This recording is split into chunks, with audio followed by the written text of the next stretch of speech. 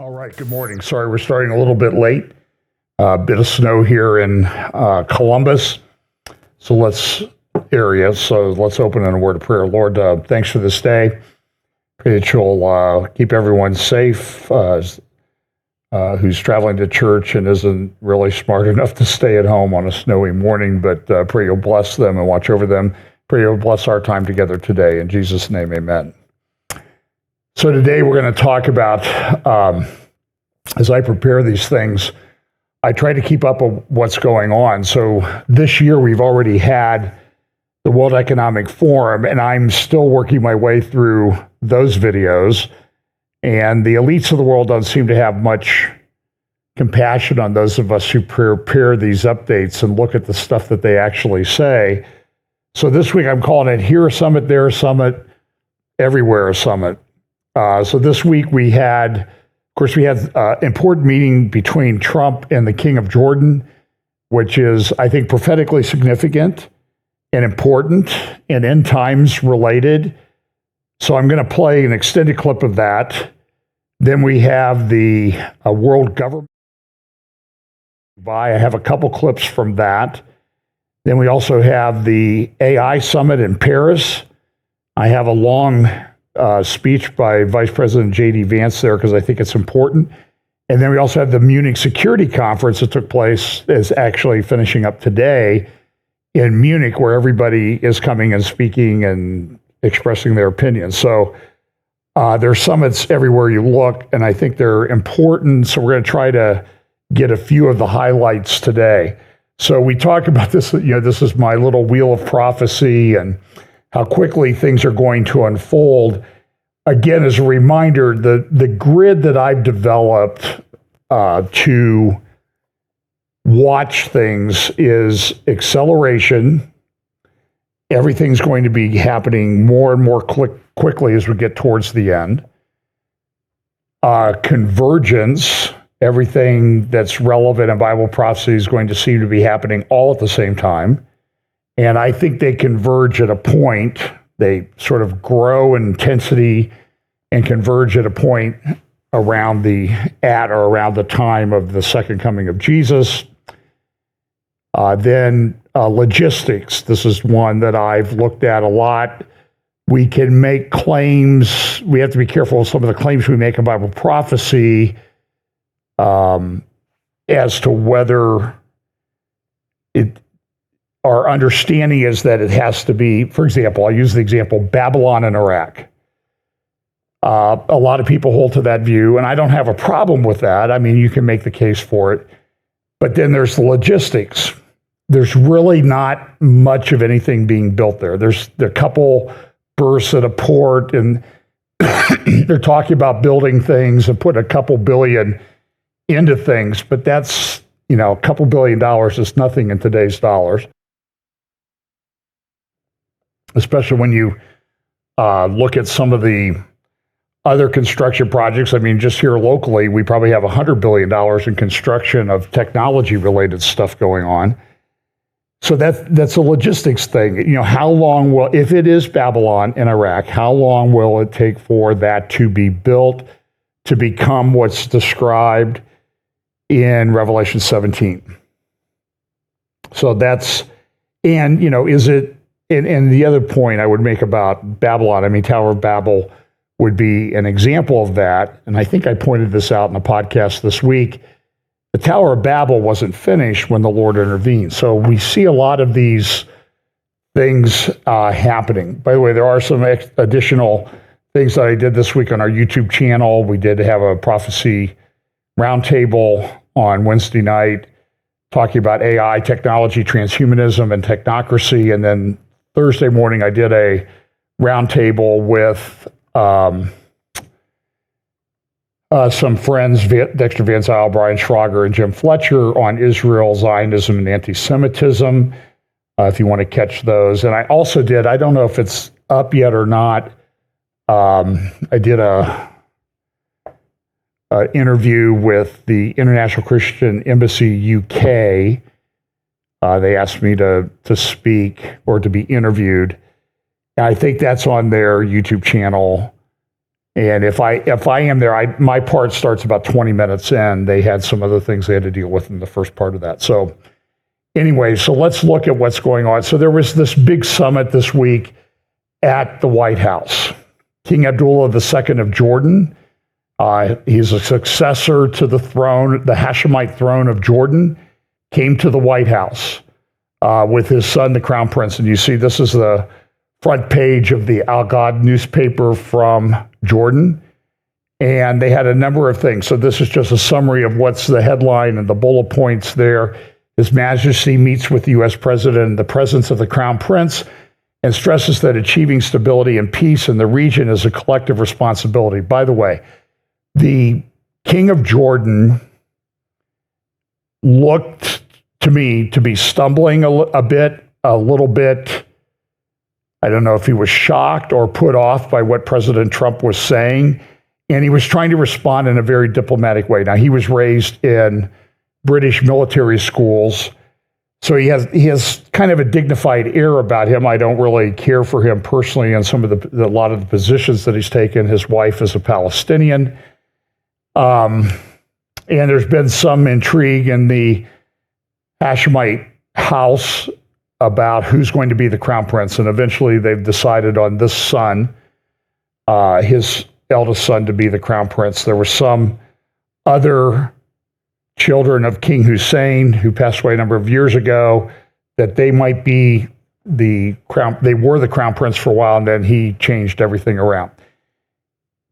And so despite the fact that he looked a little bit put off, shocked, not really sure what to say, in some of the Arab press, he's just been savaged. He didn't know what he was doing. He let Trump run over him. And then when you read the Jordan paper, it was like, man, he did such a wonderful job. Everything was just fantastic. And so here's just a summary of what he said. The response to the king to Trump, our position is firm against the displacement of Palestinians in Gaza and the West. You'll hear a little bit about the discussion there in just a moment. The response to Trump's plan will be a unified Arab one. Everyone's priority is to rebuild Gaza without displacing its people. President Trump has a pivotal role in reaching a ceasefire in Gaza. The importance of the pivotal role of the United States in supporting peace efforts. The importance of working to reduce escalation in the West Bank to prevent the deterioration of the situation. The deterioration of the situation in the West Bank, that's Judea and Samaria, will have repercussions on the entire region. And by the way, the West Bank, everybody says, well, they should have a Palestinian state in the West Bank, the areas of Judea and Samaria. But understand that Gaza, which they want to make part of a Palestinian state, by the way, the Palestinians want the whole thing, not just parts of it. The world seems to think, and the world is still tied to this two-state solution, understand that Gaza, before 1967 Six-Day War, was governed by Egypt. It then became governed by Israel, and Israel turned it over to the people to elect their leadership, and they elected Hamas in about 2005, 2006. That transition took place. And then in the area of the West Bank, Judea and Samaria, that was ruled by Jordan from 1948 to 1967 for 20 years. Jordan, which is largely Palestinian, always a majority Palestinian Arab, and the term Palestinian Arab is a misnomer. If you look at the names of the people who claim to be Palestinian Arabs, their names all come from Jordan, Saudi Arabia, Egypt, Syria, Iraq. They were largely imported just like Jews came back from the lands around them. So it's a bit of a misnomer, but the king of Jordan, an Arab, a Muslim Arab, never created a Palestinian state. He ruled the West Bank. In fact, he was building a palace there and I've talked about that before, Gibeah. So it's a very difficult situation. So here's a little bit of the press conference that King Abdullah II and Donald Trump had. It's an extended clip, but I think it's important that we kind of get a context. So I may cut it a little short, just of time constraints. You can easily find this on the internet. It's an honor to have King Abdullah with us. He's been a friend of mine for a long time, actually, long before even my first term. And we've had a great relationship. He's a great gentleman, a great leader, and does a fantastic job in his country. His son, we're lucky enough to have his handsome son with us today, so it's good to see you again. We've had some quick discussions just now, and we're going to have some longer discussions after this. And the relationship with Jordan has been very strong, has been with me, and it really has been with the country. But I think I've been closer than other presidents to Jordan and what Jordan represents. And it's an honor to have you and your son with us today. And if you'd like to say a few words, and thank you very much. Mr. President, thank you very much for having us, and so short after your inauguration, I think just as a testament to what you said is a special relationship between our two countries and the personal relationship of friendship and trust between the two of us. Mr. President, I truly believe that with all the challenges that we have in the Middle East, that I finally see somebody that can take us across the finish line to bring stability, peace, and prosperity to all of us in the region. And it is, I think, our collective responsibility in the Middle East to continue to work with you, to support you, to achieve those lofty goals. So I'm very delighted to be here. And as you said, sir, we've got some very interesting discussions ahead of us. Very good. Very good. Thank you very much. Mr. President, many people in the region, especially Jordan, are worried about the annexation of the West Bank. Will you give His Majesty the King guarantee that you won't allow Israel to annex the West Bank? And how are you going to... I think that's going to work out very well. That's not really what we're talking about today. I think that's something that's going to work out automatically, and it's in good shape. And we discuss it, and other people have discussed it with us and with me. That's going to work out. West Bank is going to work out very well. Mr. President, why should the king take in the Palestinian people? He's made clear he doesn't want to. Well, I don't know, but he may have just something to say, because we discussed just briefly. I think maybe you want to say it now, or?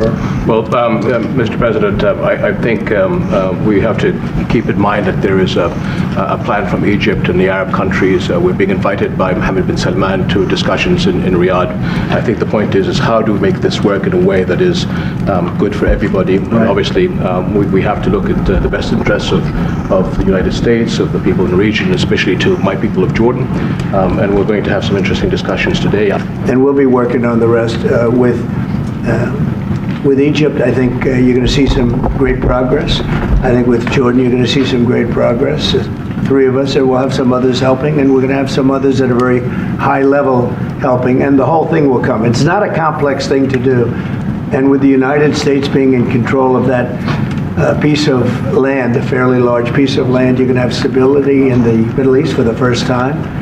And the Palestinians, or the people that live now in Gaza, will be living beautifully in another location. They're going to be living safely. They're not going to be killed, murdered, and having to leave every 10 years, because I've been watching this for so many years. It's nothing but trouble. Everyone's being killed. They're being robbed. It's like living in hell. And they're going to end up having a great home, great families that don't have to get mugged and killed and beaten up and harassed by Hamas and everybody else. And I know we'll be able to work something. And what you just said about the 2000 is fantastic. It's so beautiful. It's music to my ears. But we're going to be able to work something, and I know we'll be able to work something also with I believe, not 100%, but 99%. We're going to work out something with Egypt. But Mr. President, during your election campaign, how is the U.S. going to own Gaza? Your White House has been clear taxpayer dollars won't be used for this. So what money are you going to use to buy Gaza? We're not going to buy anything. We're going to have it, and we're going to keep it, and we're going to make sure that there's going to be peace, and there's not going to be any problem, and nobody's going to question it. And we're going to run it very properly, and eventually we'll have economic development at a very large scale, maybe the largest scale on that site. And we'll have lots of good things built there, including hotels and office buildings and housing and other things. And we'll make that site into what it should be. And the people from Gaza, who wouldn't be able to be there for years, because you're talking about just to get it and prepare it and to take care of all of the problems that currently it has. As you know, tunnels, and people are in those tunnels, and you have some good people and some bad people, and you may have hostages right now. You know, you have the hostages possibly there. They don't know where they are. And you know, I have a Saturday deadline, and I don't think they're going to make the deadline personally. I think they want to play tough guy, but we'll see how tough they are. But it's going to be a wonderful thing. It's going to be wonderful for the Middle East. I think it'll turn the Middle East. I think you're going to have peace in the Middle East. You're going to eventually have peace in the Middle East. Couldn't this deadline risk undermining the talks that you're having with the king today, and risk the kind of wider peace that you're trying to? Because we're not talking about a big situation. We're talking about something that can go very quickly. We're talking about it's going to go quickly. It's not going to take a long time, okay? That's not going to take a long time. You know bullies? You know what a bully is, right? You know the bully, I've always, and I found it throughout my life, a bully is the weakest person. And they're bullies. Hamas is bullies. The weakest people are bullies. You know that, right? All right, go ahead. Mr. President, you were saying that Palestinians will live somewhere else safe. Where exactly do you want them to live? Well, it's not where I want them to live. It's going to be where we ultimately choose as a group. And I believe we'll have a parcel of land in Jordan. I believe we'll have a parcel of land in Egypt. We may have someplace else, but I think when we finish our talks, we'll have a place where they're going to live very happily and very safely. And, you know, don't forget, they only want to be on the Gaza Strip because they don't know anything else. They've never had an alternative. And they don't want to be on the Gaza Strip, but they have no choice. They have to be. And they're being killed there at levels that nobody's ever seen. No place in the world is as dangerous as the Gaza Strip. They don't want to be there. They have no alternative. When they have no alternative, not one person will want to stay where they are. Nobody wants to stay there. They're living in hell. It's a death trap. Mr. President, how do you know that the Palestinians don't want to leave their land? Some people say this is ethnic cleansing. You won't be able to force them to leave their land. We're moving them to a beautiful location where they have new homes, where they can live safely, where they'll have doctors and medical and all of those things, and I think it's going to be great. Yeah, any questions? King Abdullah, what do you think about the U.S. taking over the Gaza Strip? Do you want to see the U.S. own the Gaza Strip? Well, I think, as I said earlier, the president is looking at Egypt coming to present their plan. As I said, we will be in Saudi Arabia to discuss how we can work with the president and with the United States. So I think let's wait until the Egyptians can come and present it to the president and not get ahead of ourselves. And is there a parcel of land in Jordan that you're willing to have Palestinians? Well, I think what we said, I have to look at the best interests of my country. I think the president is very happy that we do this thing with 2,000 children as quickly as possible. And again, I believe that the president is looking forward to getting a group of us Arabs here to discuss the overall plan. And last question, the 2,000 children, are those from the Gaza Strip? Absolutely, from the Gaza Are Strip. you willing to change your mind, Mr. That's from the President? Gaza Strip, the 2,000. Are you willing to change your mind if you hear the Egyptian and the Arab plan end of the month? If they present you something different, are you open? I think we sort of have gone down the line. We know pretty much what is going to be presented. And I think it's going to be something that's going to be magnificent for the Palestinians. They're going to be in love with it. I did very well with real estate. I can tell you about real estate. They're going to be in love with it. But Mr. President, does it concern you that moving 2 million people from there? It's a very small number of people relative to other things that have taken place over the decades and centuries. It's a very small number of people. And they're living a terrible life. Look at the way they're living now. Nobody's living like that in the entire world. They're living under buildings that are mostly fallen down and will continue to fall down. And they're living under. People are being killed every day. The conditions are horrible. There are no conditions anywhere in the world that are worse than the Gaza Strip right now. But don't you have concern that you can destabilize Jordan and You said all Egypt? hell will break out if all the hostages are not released on Saturday. What did you mean by that? And are you encouraging Netanyahu to walk away from this deal? Have you talked about this with him? So I've looked at at the condition of people coming out of the hostage situation, and it's horrible. I looked at the before and after yesterday. 3 young men One is dead now, as you know, the older gentleman who died, which everybody said he was alive and well, he's dead. But the three young men, and I looked at them from a short while ago, and I looked at them now, they're emaciated. They look like Holocaust survivors. They looked, I mean, they'll get better, but they're in rough shape. They were treated really badly, and we've heard things from them since. And I think the reason that Hamas is playing so cute is because they saw the reaction to these three people that came out, and the other was, look, the one young lady had her hand blown off practically, and they were not in great shape either. But she's missing her fingers and a big part of her hand. You know what she did? She was stopping a bullet that was aimed at her. She went like that, then it blew off her hand. Now, I think I think they want time, because I think the people that they have living are in such bad shape, because they're sending the most healthy people out, because they don't want to send the least healthy people out. And there was an uproar when they saw the people from yesterday. So these people are, so I don't want to do 2 and then we do another 2 in another week and then we do 4 in 3 weeks. No. They either have them out by Saturday at 12 o'clock or all bets are off. Mr. President, Mr. President, would you still consider withholding aid to those countries if they don't accept your plans to accept? Well, I don't want to say that, because we've had such a good relationship and we're doing so well just in the short time that we've been talking. I mean, the king just made Well, anyway, I recommend that you go get that. And I made a couple of important points, and it's always interesting to watch the Arab press, the pro-Palestinian, pro-Hamas, Qatar-funded press asking questions about, the refugees, and President Trump was right. There's been worse refugee situations in Arab countries in very recent history that none of them ever ask a single question about. It's only a problem here because Jews are involved. Israel defended itself. It was invaded, and it went in to eradicate an enemy that had embedded itself deeper than anybody has ever had to deal with in history. Hardened underground bunkers and tunnels.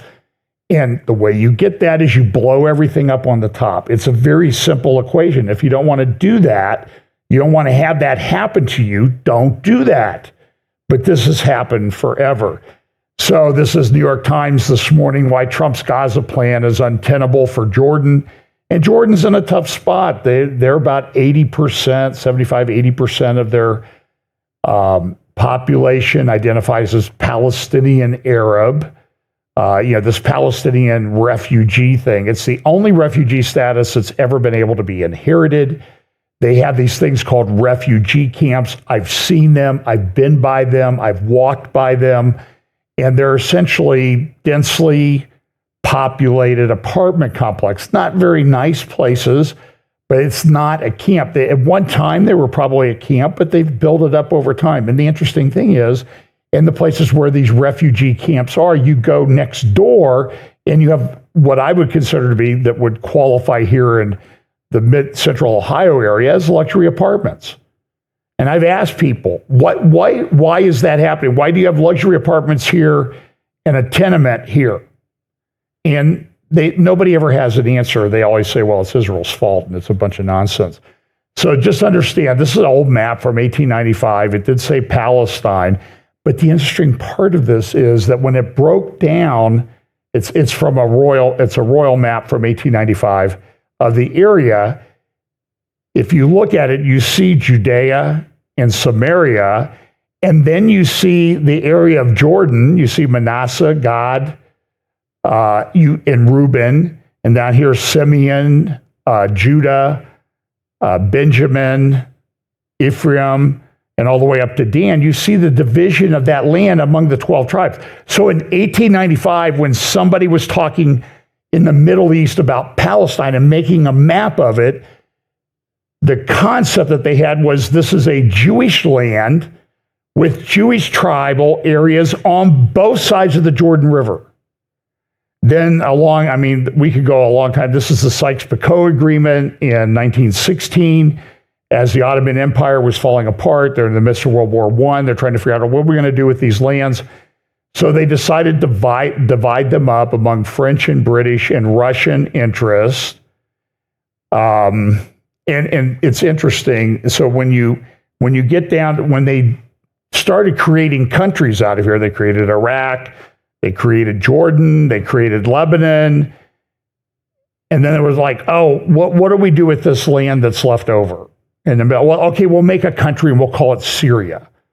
Syria. So we'll put a country there. But it wasn't a natural country. There was a San Remo conference in 1920 that eventually led to a 1922 plan where the British mandate, and you see that it's divided, and everybody says, oh, look, it's between Palestine and Jordan. Okay, so that's the name that the Romans gave it. First, second century went to make a point.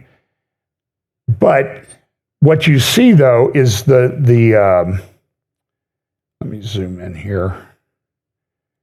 Okay, so you see the darker, you have sort of the yellowish area, and you have a little bit of the darker beige, and it says, area separated and closed to Jewish settlement in 1921. Jews were not allowed to live east of the Jordan River. There was an area ceded to Syria, and then the remaining area, the light-colored area, was the, it says right here, excuse me.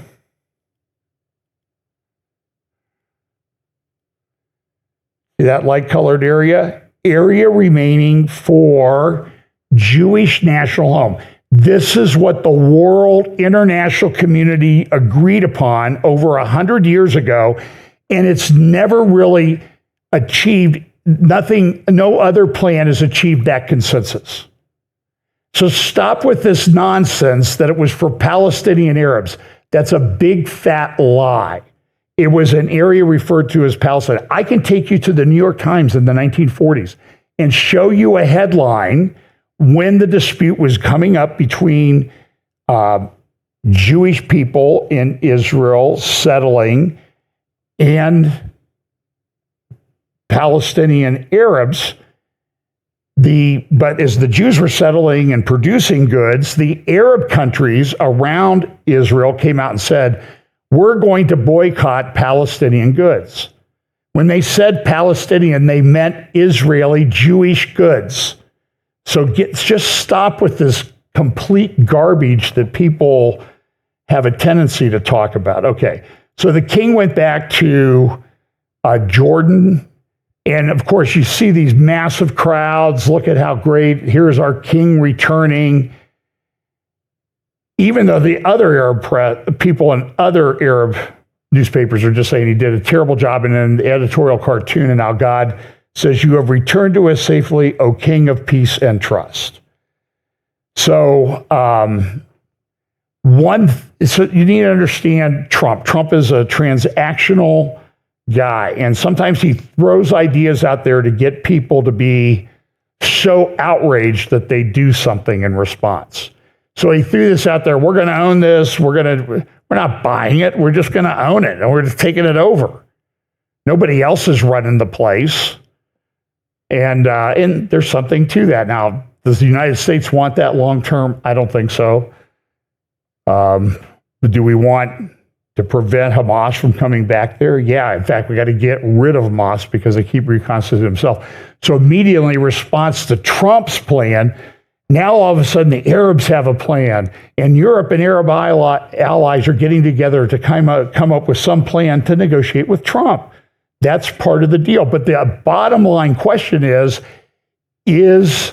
moving out the people that live in Gaza to somewhere else. And Trump says they're not coming back.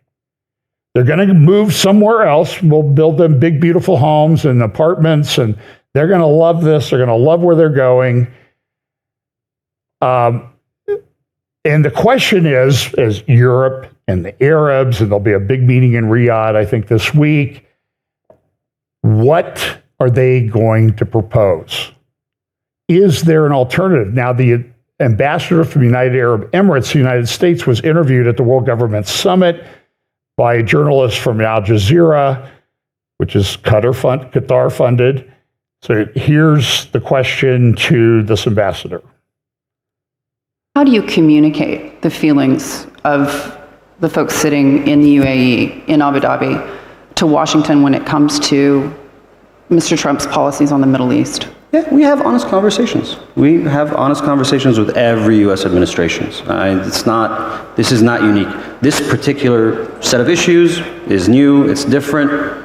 We've had challenges with previous administrations where we've had very, very tough conversations in the past. So, again, it's always about trying to find a solution and trying to find common ground. And right now, this particular set of issues is challenging, but we'll find a way through. Is the UAE trying to work on a plan? An alternative?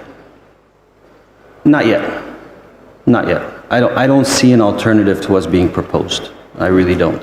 Yeah. And so if someone has one, we're happy to discuss it, we're happy to explore it, but it hasn't surfaced yet. Yeah. So that's interesting. So the ambassador from the United Arab Emirates, one of the countries that signed the Abraham Accords during the last Trump administration, comes out and says, I know what the plan is. The plan is to move them out of there, and I don't see an alternative. So somebody suggested, I saw a interview with Dr. Mordecai Kedar. You can get his, by the way, you can get his app. It's called Newsrael, Newsrael. It's an app, has good news summaries every day. You can follow it. And then he was interviewed at the Israel's Defense and Security Forum, IDSF, my friends there, this week. And he also did about a 40-minute talk at the International Christian Embassy in Jerusalem this week. And he talked about it. And so what he says is, look, the problem here was caused by Qatar. Qatar needs to step up and do it. They have enough planes. They're very rich. They're very wealthy. They have these massive buildings. In fact, the new, I did put a Qatar chess piece into my little collection here this week. There it is right there. You see that's one of the buildings of Qatar wrapped in the flag with an oil derrick on top of it. They're very rich. It's a very rich country. As Donald Trump would say, big, beautiful real estate, big, beautiful buildings. And so Qatar has a lot. They have an airline. They have planes. And so Dr. Mordecai Kedar said they're big airplanes, and they could move all 2 million that are there in Gaza to Qatar in 11 days. Now, do you think the Qataris are going to do that? They've got money. They contribute billions of dollars to universities, control political narratives and stuff all over the world. So there's really right now, nobody's come up with an alternative plan. They're just going to retread the two-state solution, and everybody's getting a little bit tired of that. Now, will something like that work out in this prophetic timeline that we talk about? Yeah, I think something like that might come. So yesterday, this deadline that President Trump had talked about has come and gone. I haven't seen any ramping up. But, again, that's a logistics issue. Do they have things in place? My understanding is that the big, not the giant Moab bunker buster bombs, but the bunker busters that the Biden administration was slow walking have started to arrive in Israel over the last 24 hours. And I think that's significant. And we'll talk, it might come up if I have time here later. But so yesterday, here they are, they're releasing the hostages. Now, the interesting thing about these hostages is there's a American, a Russian, and another country. And you can see that compared to the guys released last week who look like Holocaust death camp survivors, starved to death, these guys look pretty good. And the reason is they held passports in addition to an Israeli passport. They had an American passport, a Russian passport. And Hamas is evil, but they're not stupid. So they're not going to treat them badly. So These guys here, you see their reunions with their families. It's interesting, the guy on the left, I'm going to play a clip of him meeting his family in just a moment. When he was there, he was, I think he was in the IDF, and he went down to Gaza. He got kidnapped, but his wife was down in that area.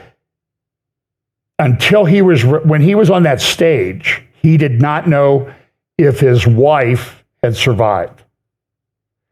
She was pregnant at the time, and so part of this, well, here he is meeting his wife and parents, and he is yet to see his child who was born while he was being held by those monsters.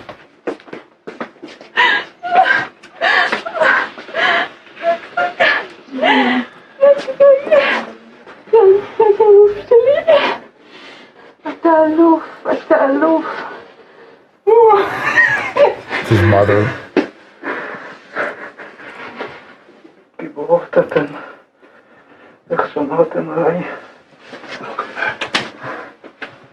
His father. His father is I think I have this right. He's a history professor at the Hebrew University.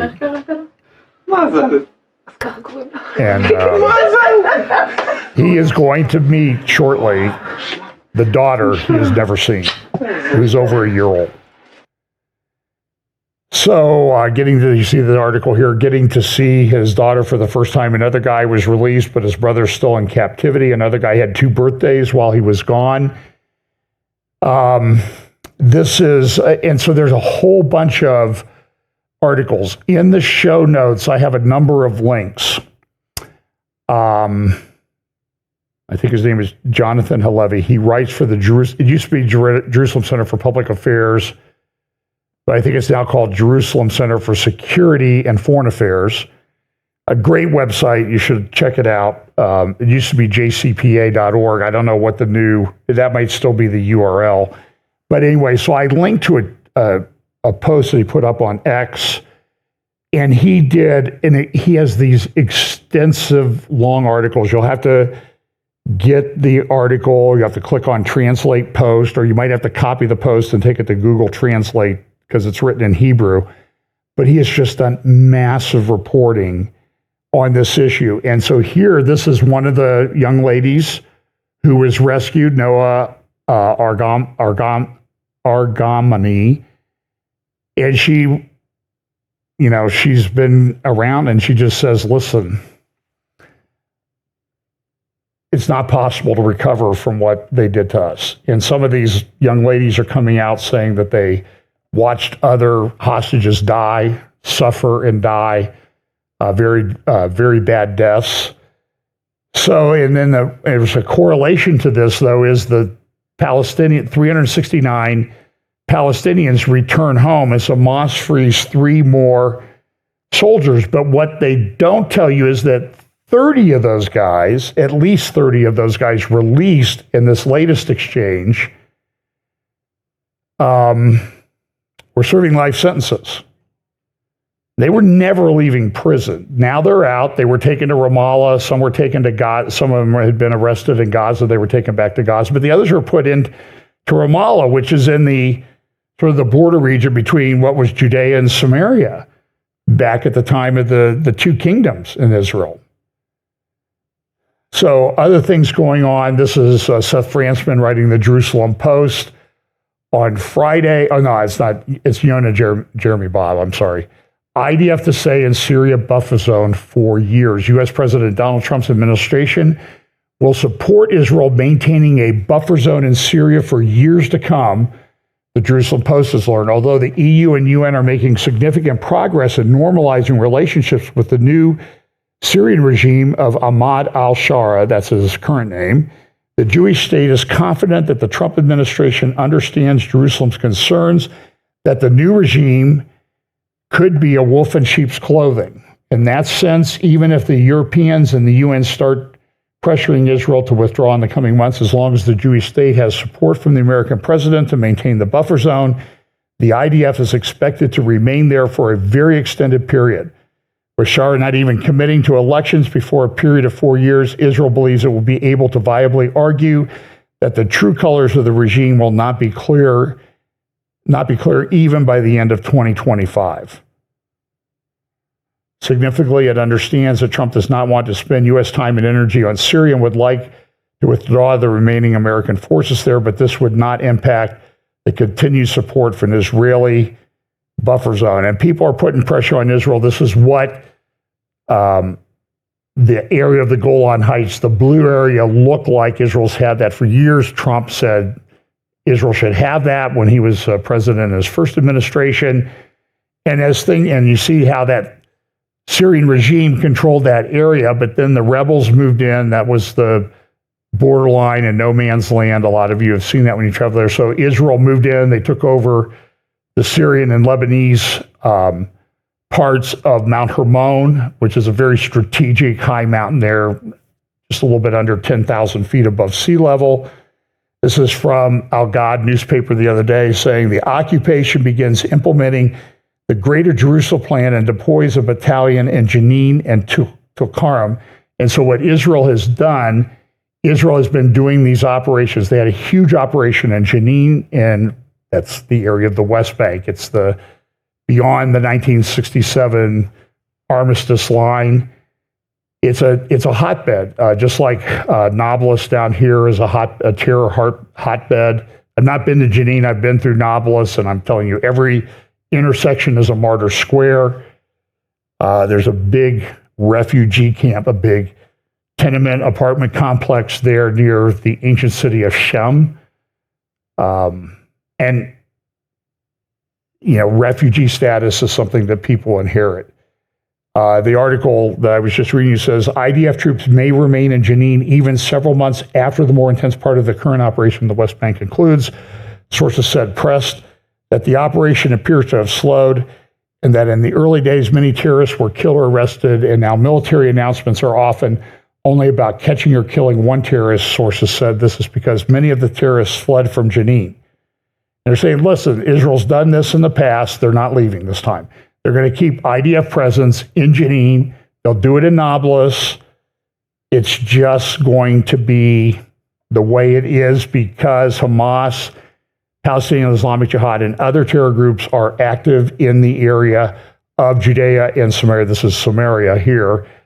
So that, just expect that that's going to be the case. So this is an interesting graphic. This is from the Wall Street Journal the other day. Who owns Gaza?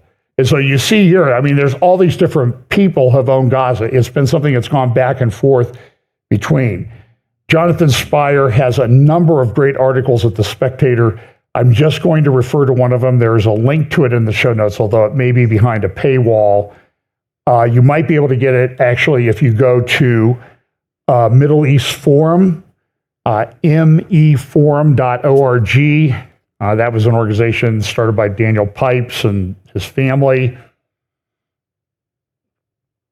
And in fact, I think Friday, Daniel Pipes transitioned out of being the executive director of the Middle East Forum, but he's still involved. So this is Jonathan Spire. Read a little bit from the article. Go to meforum.org, look up Jonathan Spire. I think I have I'll try to change the link in the show notes. U.S. President Donald Trump has expressed support for abandoning the phasing of the deal and demanded that all hostages be released by Saturday at noon, not just those scheduled for the weekend. Prime Minister Benjamin Netanyahu, meanwhile, has also said that the ceasefire will end if the hostages are not released, but has not echoed Trump's call for every hostage to be immediately freed. If Hamas does not return our hostages by Saturday noon, he said, the ceasefire will end and the IDF will return to intense fighting until Hamas is completely defeated. And this is a big political football in Israel. I mean, if people are upset that Hamas was allowed to grow into this. And I think the situation was people in the government and the IDF said, well, we can manage the problem. We managed the problem in Lebanon. We managed this. And eventually, it gets to be a problem that you can't manage, and you end up with an invasion like happened from Gaza into southern Israel on October 7th, 2023. Regardless of these specifics, Jonathan Spire says, the fact is that as currently constituted, The agreement leads to an outcome which is and which should be entirely unacceptable to Israel, namely the survival of the Hamas regime in Gaza. In the second phase of the agreement, the IDF will fully withdraw from Gaza and there will be a long-term cessation of fire. Jonathan argues, and he's very smart, he's one of the best, if not the best, military security correspondent in the Middle East, very smart guy. I mean, probably one of the, certainly in the top 3 most articulate people I've ever talked to in my life. And he just says that is not acceptable to Israel. We've got to end the ceasefire. We got to go in and we got to eradicate every last one of these Hamas people. And if somebody joins, we eradicate them. And we have to do this over and over again. He concludes the article with this: the 2023 Gaza war began with the worst single massacre of Jews since the Holocaust. If it ends with the survival of the authority which ordered and carried out this massacre, then that authority and the idea it represents will have been immeasurably strengthened. Israel's continued viability depends on the maintenance of deterrence in hostile surroundings. It is in this context that the current event should be viewed. If Hamas in Gaza it can secure its survival through the taking of hostages in their exchange for its continued governance, it will justifiably be able to claim victory in its most recent war with Israel. They're already claiming that. In actions on 7 October and subsequently, and will then form a model for the next generation of jihadis. The second phase of the ceasefire is set to produce this outcome. It ought to be unacceptable to Israel, and he's exactly right. So Hezbollah, Lebanon's melting down right now, as Seth Frantzman in the Jerusalem Post points out in today's paper. Hezbollah's kind of coming back. They're challenging the new government. They're controlling roads and that type of thing. The reason is the airport is where it appears that Iran's flying cash in. They're out of cash. Hezbollah needs money. And the government is not letting the planes come in. And so Hezbollah is trying to get to the airport to control it. And it's just been major problems. So in the Munich Security Conference I'm going to go to now, J.D. Vance spoke. He told Europe to clean up its own mess. And you'll see a little bit, even the New York Times, it's kind of funny to watch kind of the meltdown on the left. So the New York Times says, the millennial Republican we should have seen coming. We should have known this would happen, but we didn't plan for it. They were really surprised, so they didn't plan for it. They thought that they were going to put Trump in jail. It didn't work. So J.D. Vance, how contradictions leave Europe even more insecure, talked about this. Don't have time to talk about. So I want to go to J.D. Vance's speech. If I have time, I'll come back to this story about the Aswan Dam.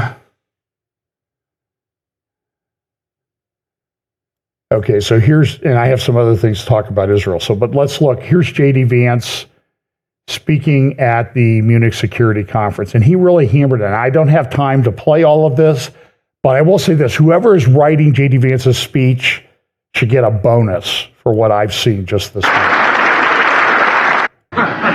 week. We gather at this conference, of course, to discuss security. And normally, we mean threats to our external security. I see many great military leaders gathered here today. But while the Trump administration is very concerned with European security and believes that we can come to a reasonable settlement between Russia and Ukraine, and we also believe that it's important in the coming years for Europe to step up in a big way to provide for its own defense, the threat that I worry the most about vis-a-vis Europe is not Russia, it's not China, it's not any other external actor. And what I worry about is the threat from within, the retreat of Europe from some of its most fundamental values shared with the United States of America. Now, I was struck that a former European commissioner went on television recently and sounded delighted that the Romanian government had just annulled an entire election. He warned that if things don't go to plan, the very same thing could happen in Germany too. Now, these cavalier statements are shocking to American ears. For years, we've been told that everything we fund and support is in the name of our shared democratic values. Everything from our Ukraine policy to digital censorship is billed as a defense of democracy. But when we see European courts canceling elections and senior officials threatening to cancel others, we ought to ask whether we're holding ourselves to an appropriately high standard. And I say ourselves because I fundamentally believe that we are on the same team. We must do more than talk about democratic values, we must live them. Now, within living memory of many of you in this room, the Cold War positioned defenders of democracy against much more tyrannical forces on this continent. And consider the side in that fight that censored dissidents, that closed churches, that canceled elections. Were they the good guys? Certainly not. And thank God they lost the Cold War. They lost because they neither valued nor respected all of the extraordinary blessings of liberty. The freedom to surprise, to make mistakes, to invent, to build. As it turns out, you can't mandate innovation or creativity, just as you can't force people what to think, what to feel, or what to believe. And we believe those things are certainly connected. And unfortunately, when I look at Europe today, it's sometimes not so clear what happened to some of the Cold War's winners. I look to Brussels, where EU commissars warn citizens that they intend to shut down social media during times of civil unrest the moment they spot what they've judged to be, quote, hateful content. Or to this very country, where police have carried out raids against citizens suspected of posting anti-feminist comments online as part of, quote, combating misogyny on the internet, a day of action. I look to Sweden, where 2 weeks ago the government convicted a Christian activist for participating in Koran burnings that resulted in his friend's murder. And as the judge in his case chillingly noted, Sweden's laws to supposedly protect free expression do not, in fact, grant, and I'm quoting, a free pass to do or say anything without risking offending the group that holds that belief. And perhaps most concerningly, I look to our very dear friends, the United Kingdom, where the backslide away from conscience rights has placed the basic liberties of religious Britons in particular in the crosshairs. A little over 2 years ago, the British government charged Adam Smith Connor, a 51-year-old physiotherapist and an Army veteran, with the heinous crime of standing 50 meters from an abortion clinic and silently praying for 3 minutes. Not obstructing anyone, not interacting with anyone, just silently praying on his own. And after British law enforcement spotted him and demanded to know what he was praying for, Adam replied simply, it was on behalf of the unborn son he and his former girlfriend had aborted years before. Now, the officers were not moved. Adam was found guilty of breaking the government's new buffer zones law, which criminalizes silent prayer and other actions that could influence a person's decision within 200 meters of an abortion facility. He was sentenced to pay thousands of pounds in legal costs to the prosecution. Now, I wish I could say that this was a fluke, a one-off crazy example of a badly written law being enacted against a single person. But no, this last October, just a few months ago, the Scottish government began distributing letters to citizens whose houses lay within so-called safe access zones, warning them that even private prayer within their own homes may amount to breaking the law. Naturally, the government urged readers to report any fellow citizens suspected guilty of thought crime. In Britain and across Europe, free speech, I fear, is in retreat. And in the interest of comedy, my friends, but also in the interest of truth, I will admit that sometimes the loudest voices for censorship have come not from within Europe, but from within my own country. where the prior administration threatened and bullied social media companies to censor so-called misinformation. Misinformation like, for example, the idea that coronavirus had likely leaked from a laboratory in China. Our own government encouraged private companies to silence people who dared to utter what turned out to be an obvious truth. So I come here today not just with an observation, but with an offer. And just as the Biden administration seemed desperate to silence people for speaking their minds, so the Trump administration will do precisely the opposite, and I hope that we can work together on that. In Washington, there is a new sheriff in town, and under Donald Trump's leadership, we may disagree with your views, but we will fight to defend your right to offer it in the public square, agree or disagree.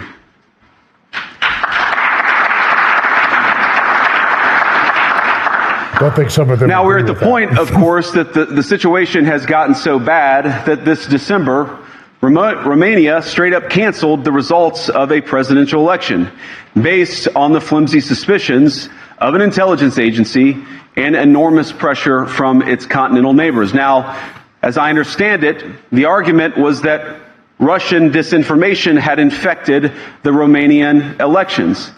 But I'd ask my European friends to have some perspective. You can believe it's wrong for Russia to buy social media advertisements to influence your elections. We certainly do. You can condemn it on the world stage even. But if your democracy can be destroyed with a few $100,000 of digital advertising from a foreign country, then it wasn't very strong to begin with. That would be the definition of a Now, smattering the good of news applause. is that I happen to think your democracies are substantially less brittle than many people apparently fear. And I really do believe that allowing our citizens to speak their mind will make them stronger still. Which, of course, brings us back to Munich, where the organizers of this very conference have banned lawmakers representing populist parties on both the left and the right from participating in these conversations. Now, again, we don't have to agree with everything or anything that people say. But when when political leaders represent an important constituency, it is incumbent upon us to at least participate in dialogue with them. Now, to many of us on the other side of the Atlantic, it looks more and more like old entrenched interests hiding behind ugly Soviet-era words like misinformation and disinformation, who simply don't like the idea that somebody with an alternative viewpoint might express a different opinion or, God forbid, vote a different way or, even worse, win an election. Now, this is a security conference, and I'm sure you all came here prepared to talk about how exactly you intend to increase defense spending over the next few years in line with some new target. And that's great, because as President Trump has made abundantly clear, he believes that our European friends must play a bigger role in the future of this continent. We don't think, you hear this term, burden sharing, but we think it's an important part of being in a shared alliance together that the Europeans step up while America focuses on areas of the world that are in great danger. But let me also ask you, how will you even begin to think through the kinds of budgeting questions if we don't know what it is that we are defending in the first place? I've heard a lot already in my conversations, and I've had many, many great conversations with many people gathered here in this room. I've heard a lot about what you need to defend yourselves from, and of course that's important. But what has seemed a little bit less clear to me, and certainly I think to many of the citizens of Europe, is what exactly it is that you're defending yourselves for. What is the positive vision that animates this shared security compact that we all believe is so important? And I believe deeply that there is no security if you are afraid of the voices, the opinions, and the conscience that guide your very own people. Europe faces many challenges, but the crisis this continent faces right now, the crisis I believe we all face together, is one of our own making. If you're running in fear of your own voters, there is nothing America can do for you. Nor, for that matter, is there anything that you can do for the American people who elected me and elected President Trump. You need democratic mandates to accomplish anything of value in the coming years. Have we learned nothing that thin mandates produce unstable results? But there is so much of value that can be accomplished with the kind of democratic mandate that I think will come from being more responsive to the voices of your citizens. If you're going to enjoy competitive economies, if you're going to enjoy affordable energy and secure supply chains, then you need mandates to govern. Well, that was not well received. I see some hands waving back there. German leader rebuked Vance over his saying, well, you know, the AfD party, you can't support them, they're evil, it's Russian, blah, blah, blah. And this morning, somebody just sent me a Bloomberg had put up a post on X. Europe's top diplomats have described diplomats. It should be diplowits, I think, or diplo halfwits, have described President Trump's willingness to pull support for Ukraine and Europe as existential for the whole continent. So they're having a meltdown. I mean, so there are meltdowns, I could have called this meltdowns all over the place, global meltdowns. In the era of alleged global warming, we're having global meltdowns. And so here's Zelensky speaking at the Munich Security Conference. I could play you clips from Macron, I think Macron spoke, Ursula von der Leyen from the European Union. And they're like, oh, you know, well, we're going to spend more money, you know, but boy, this is really terrible what J.D. Vance has come here to say.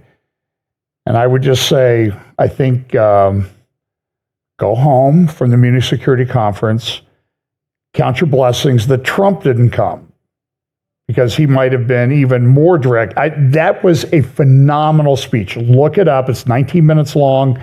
Go watch it. Watch it twice. It was incredibly well delivered. So Zelensky came out and he said, we got to create a united army in Europe against Russia. Here we go. Not us. Then who will stop them? Really? Let's be honest, now we can't rule out the possibility that America might say no to Europe on issues that threaten it. Many leaders have talked about Europe that needs its own military, an army of Europe. And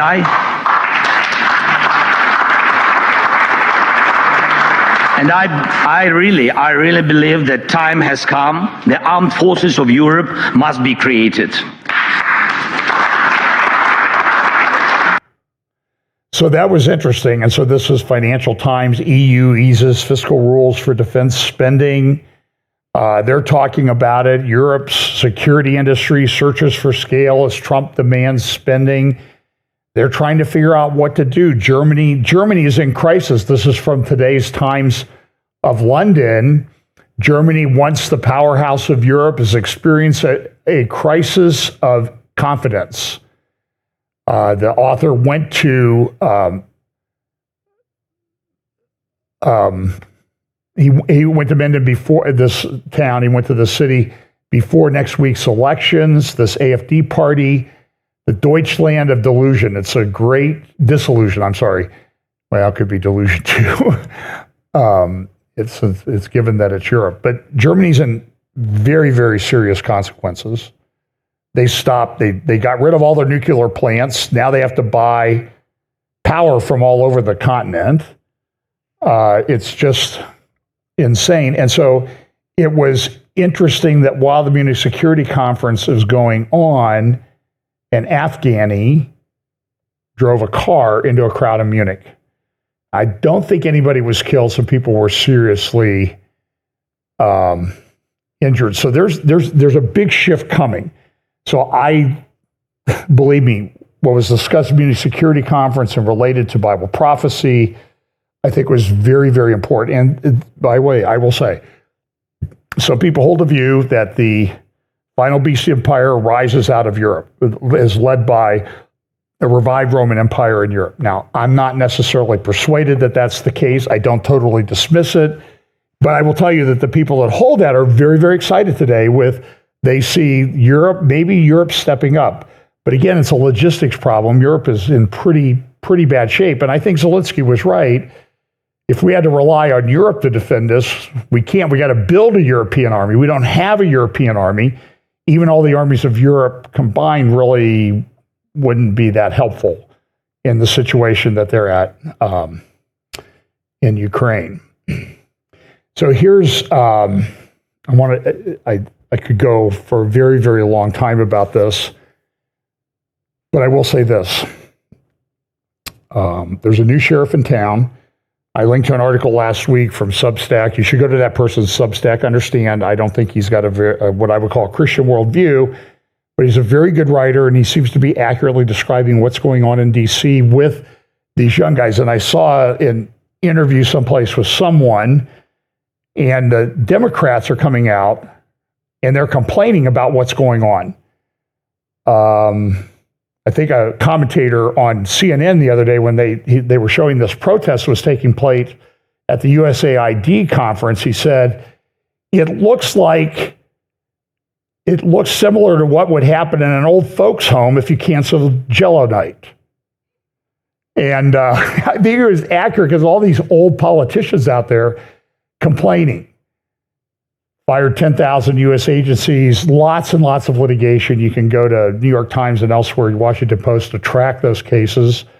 There's a problem, though. But so USAID is cut off. Other types of funding are cut off.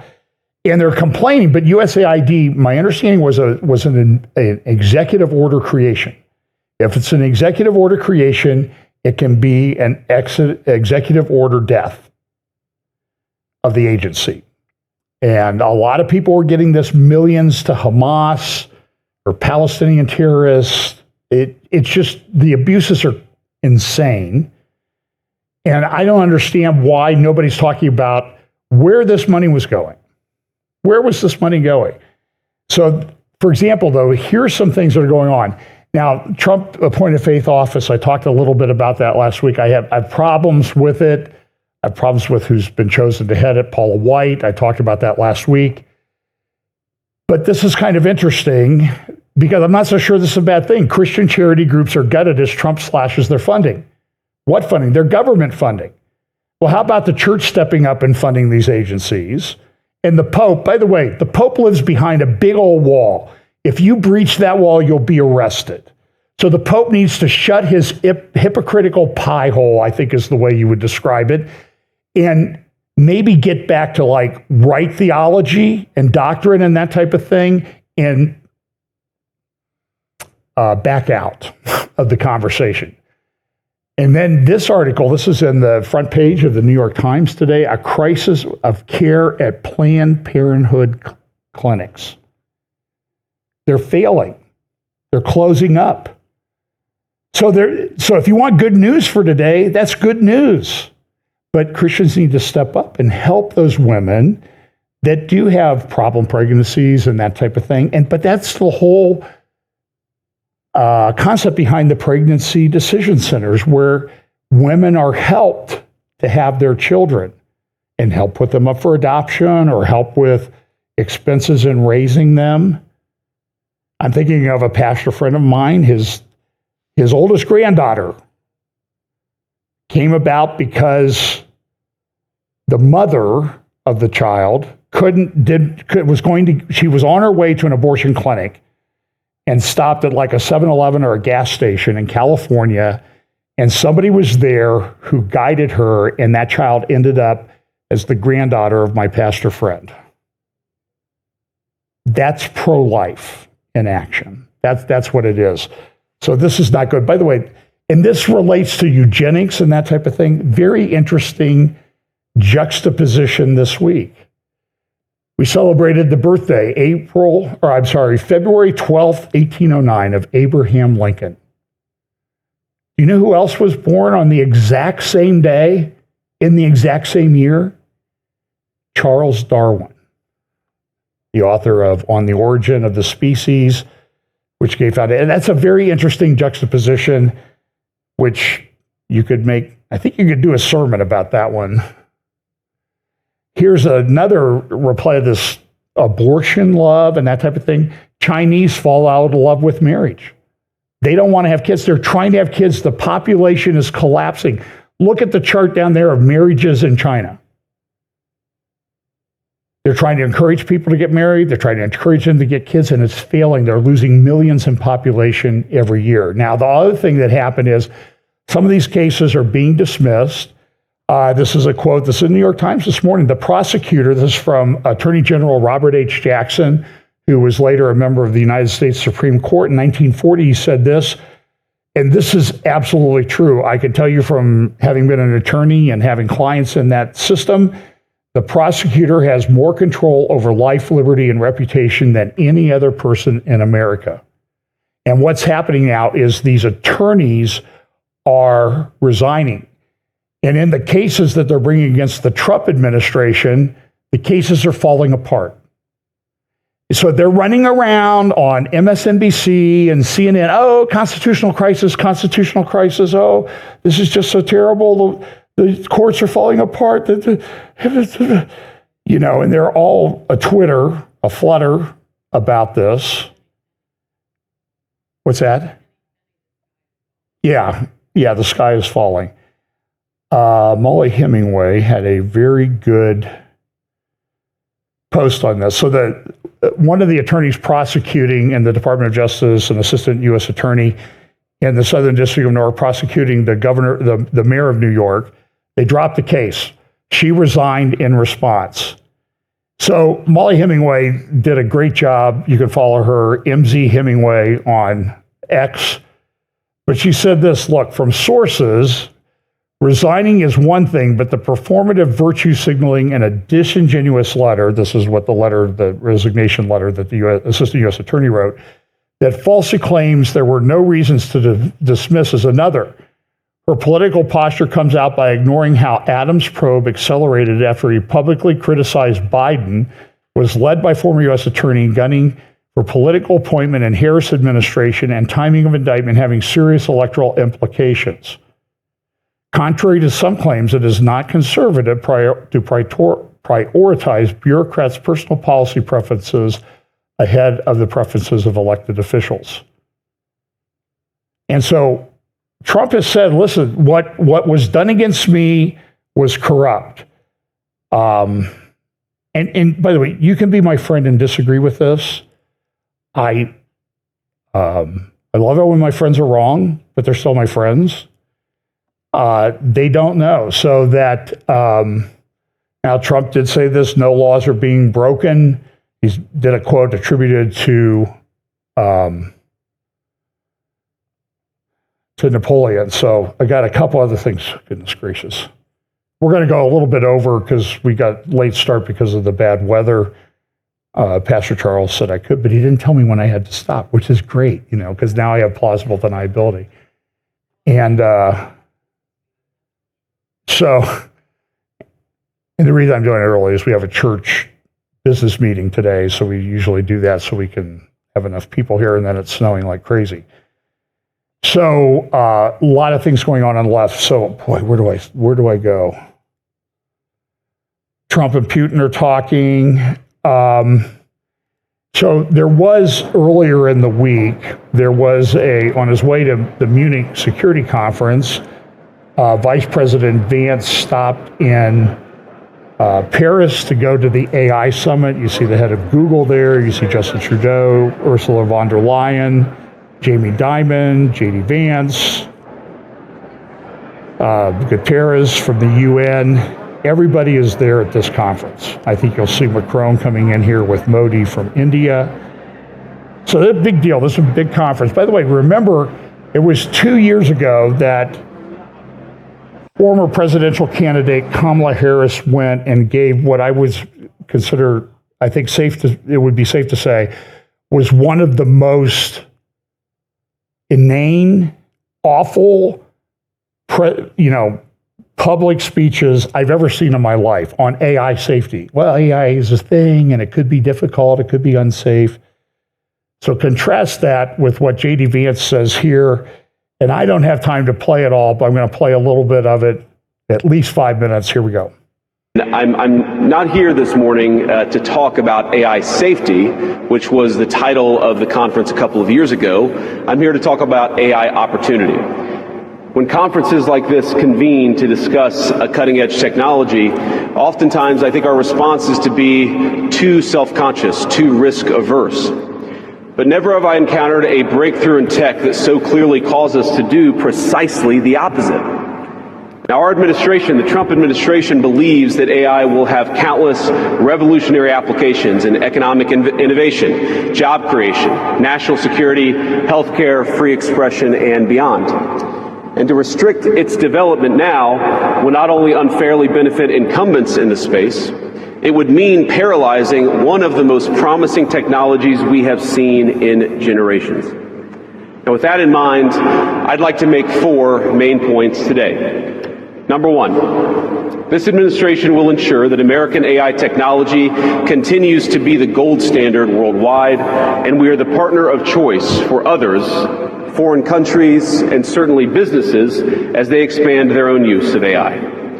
Number 2, we believe that excessive regulation of the AI sector could kill a transformative industry just as it's taking off, and will make every effort to encourage pro-growth AI policies. And I like to see that deregulatory flavor making its way into a lot of the conversations this conference.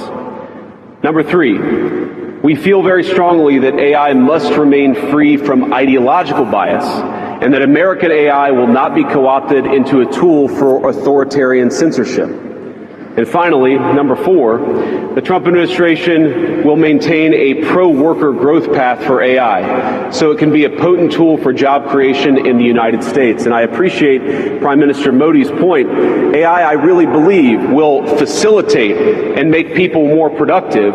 It is not going to replace human beings. It will never replace human beings. And I think too many of the leaders in the AI industry, when they talk about this fear of replacing workers, I think they really miss the point. AI, we believe, is going to make us more productive, more prosperous, and more free. The United States of America is the leader in AI, and our administration plans to keep it that way.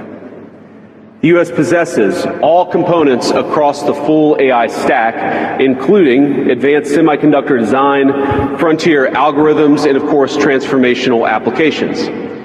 Now, the computing power this stack requires is integral to advancing AI technology.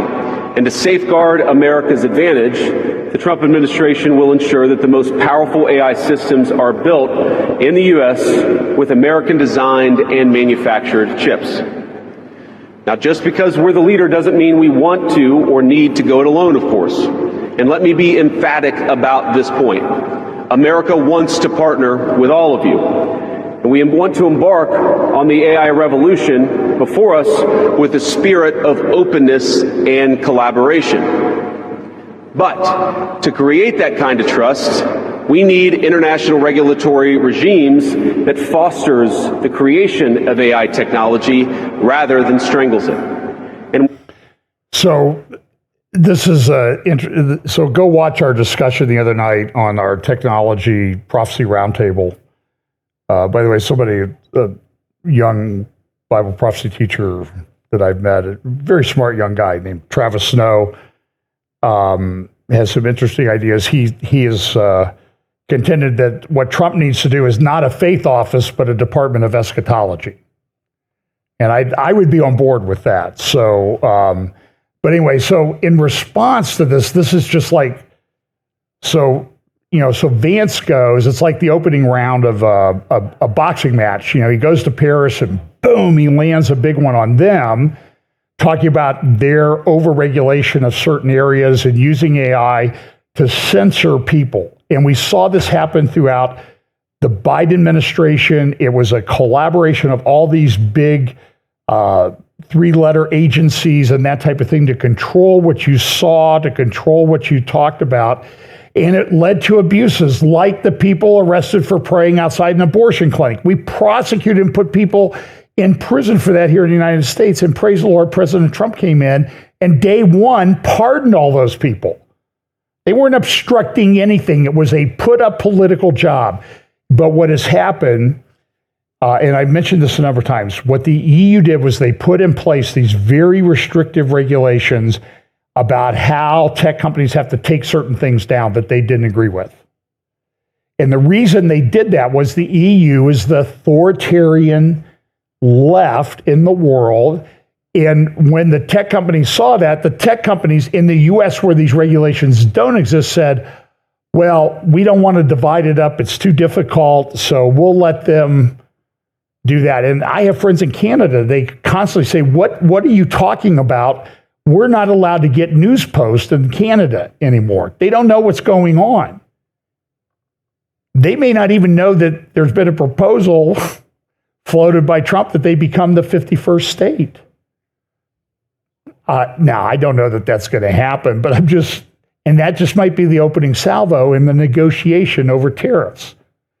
I don't know. Believe me, I don't know what's going on in that mind in the Oval Office anymore. But immediately the EU cut back AI rules to spur investment because they were too restrictive. Now, look, there's great benefit to this computer technology. It's made our lives easier, but it's also made authoritarians able to control things more through using these various tools. So it's like a war going on. And we know that this I believe this technological system that comes apart in the end times, this beast system that we talk about, that I have roundtable after roundtable on, is being formed. And so there are good benefits to AI, there are bad benefits to AI. And I'm telling you, when I do a search now on the internet, pops back an AI generated search. Now you got to use common sense, you got to be smart and say, well, that doesn't make any sense. So, but there's also big, dark concern about AI, about big article on the Times of London today about Sam Altman, the inside the nerve center of Altman's OpenAI. He went out, took over an Electrolux plant in Memphis, and built this massive, powerful AI system. No, that wasn't him that did that. That was Elon Musk. He took this plant and transformed it into like the most powerful supercomputing data place on planet Earth in 19 days. He's transforming space, getting things into space, and then he's going on and on and on. So there is, and I'll probably talk about this more. This was like in the Financial Times, cancer roadmap offers new treatment hope. So we want people to get better. We want them to have that.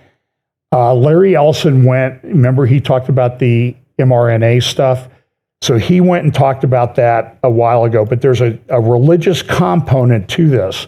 So in the New York Times business section today is this big article, The Gospel of Peter Thiel, about Christianity and Silicon Valley and that type of thing.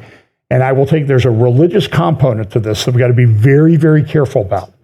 I'm very concerned about it. You need to be aware of it. I'm going to go back 10 years to Silicon Valley. A talk at Google headquarters. You've seen this clip before. This is Yuval Harari speaking, and he will tell you how guys in this technology field think. Here we go. It's a pleasure to be here also in Silicon Valley, which for me is a kind of special place as a historian. As a historian, I focus mainly on the history of ideas, ideology, mythology, religion. And I think that the most interesting place in the world today, in religious terms, is Silicon Valley. Not the Middle East, not Syria or Afghanistan or Israel or Jerusalem, but Silicon Valley. This is where the new religions that will take over the world are being formulated. You see that? The religions that will take over the world in the 24th century are being created and formulated here in Silicon Valley. My friends, that is end time stuff right there. That was 10 years ago. And so I agree with my young friend. I'll call him a friend. We've just met once, but great guy. I do think maybe we need a department of, rather than a faith office, we need a department of eschatology, at least within the church, to navigate through this time. So look, I've got a lot more. We're running late. Appreciate you watching today, and let's pray. Let's pray. Lord, thanks so much for your word. Thank you so much for giving us the privilege of living at this time where we can see these things unfold right in front of us. But Lord, we pray that you will give us wisdom, guide us by the Holy Spirit into all truth, help us stay rooted in the word, and also give us opportunities to share the gospel with those around us. And bless us. In Jesus' name, amen.